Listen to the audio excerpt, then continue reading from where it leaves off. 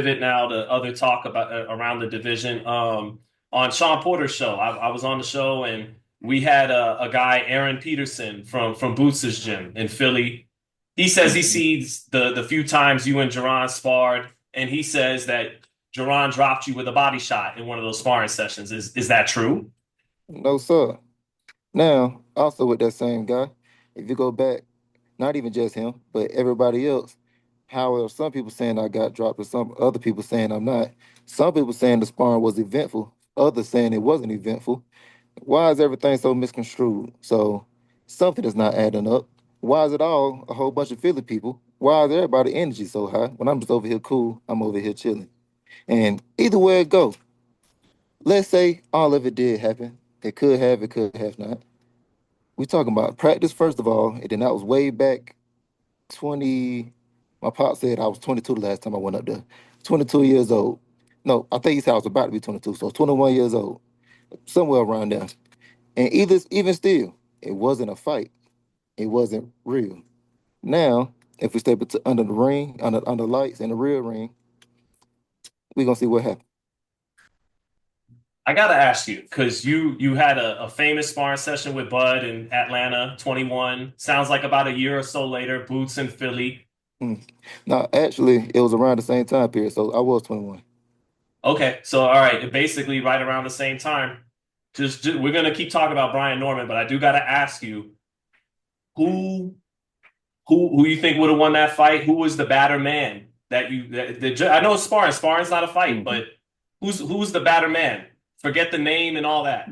You definitely can't say anything regarding that because I had tougher sparring sessions than both of them too. You get what I'm saying? So would I say those other sparring sessions against non-champions or can beat them? No. So I can't necessarily say who will win those two either. I don't know when it comes down to fight night. For example, some people could be cutting weight, some people could, things in sparring is not what it seems. So it's all about what happens on fight night. So I can't say who will win that fight. Eddie Hearn, he said recently that he this is what he says. He tried to reach out to you and your team about Boots, but you guys said, and this is understandable. You guys said we're not talking about anything until we're done with our business here in Japan with Sasaki. You guys going to talk after this fight though? We could definitely make that conversation happen. I never Excuse me, said I never. something to say No, we about good, that. Joe. We good, Joe. We No, no, good, no. Joe. I just want to make it clear that no one's talking about. Sean, they actually wanted us to sign a contract. Mhm. I was finna get in on that. I got you. Don't worry Okay, about it. I go. got you. So we still never said no about fighting him at all. Now I literally said yes, we want that fight. The only thing is, I will not sign the contract before this one. I would like to have this fight right here, June 19th, June 20th. Matter of fact, let's say my fight June 19th at 10 o'clock. At 10:01, call us and we can make this thing happen. So I never said no to a fight. And then even the way he came about everything, it's a whole lot of negotiations going on in the backgrounds that we don't know about because the people don't put it out there. But for some reason, Eddie Hearn, who's known for doing bad business, he like to put it out there. Why is that?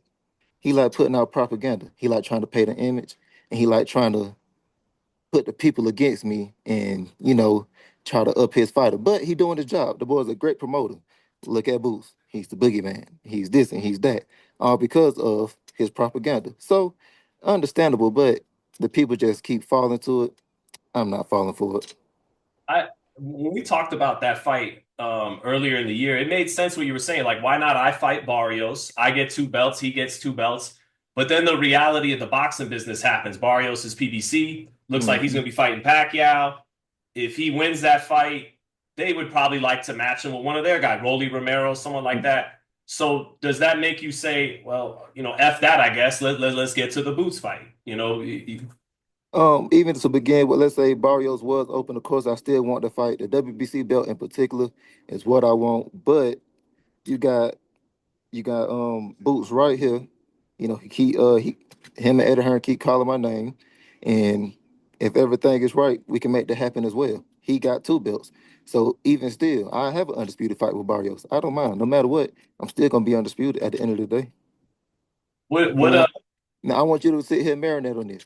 You tell me how this sounds. 24 years old, won a belt at 23 in somebody else's hometown. 10-month layoff, came and knocked somebody out with the same hand that he had surgery on. Fight after that, go to somebody else's hometown again, knock him out as well. And then, still 24 years old, go to the big boogeyman hometown, which is in Philly, and knock him out as well. Now, I'm the Ring Magazine champion, the WBA, IBF, and WBO champion at 24 years old. Now, you tell me how that sounds. At 25 years old, maybe we could finally make the WBC fight happen. And you tell me, don't that sound amazing to you? I love the sound of it because I'm like all boxing fans. I want to know who's the best man at 147, and that would appear to be something that needs to be settled between yourself and Jaron Ennis. Hmm. So I love the sound of it. And you sounds like you're saying if the money's right, it could happen in his backyard. It could happen on the East Coast of Philly. I definitely don't mind going. You see me in my line of work. I don't care about where I'm at. I'm pulling up on you. A fight is a fight. When we step into the ring, I'm back home again. What do you say though to fans who go, "Oh, he'll fight"? They're worried about you pricing yourself out, especially since Stan Jonas got more money than Jaron. I could understand if you're like, well, pay me even more than Stan Jonas. And what's the difference between, and Jolene, you could pop in too, between, hey, I'm gonna get every red cent and pricing yourself out. I imagine there's a fine line there. What do you say to the fans who are worried you would try to price yourself out? So now it is a little middle ground in there. Like for example, what you just said about the standing on the situation, how he got the best of both worlds regarding he got paid more plus they moved the venue. We only asked for one of those things. Also, we didn't say get paid more than Boots. We just said we just want a little bit more as well. So he got the best of both worlds.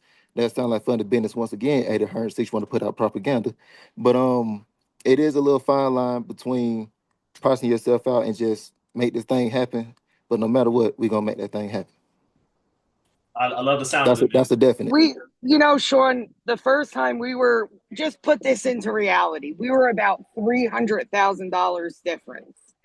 Is that pricing yourself out? No, not Right. with all the money I, And being then thrown around and these then days. and then add on the fact that he got the money and the venue changed. So, but I'm over here getting priced out. I'm over here ducking and dodging.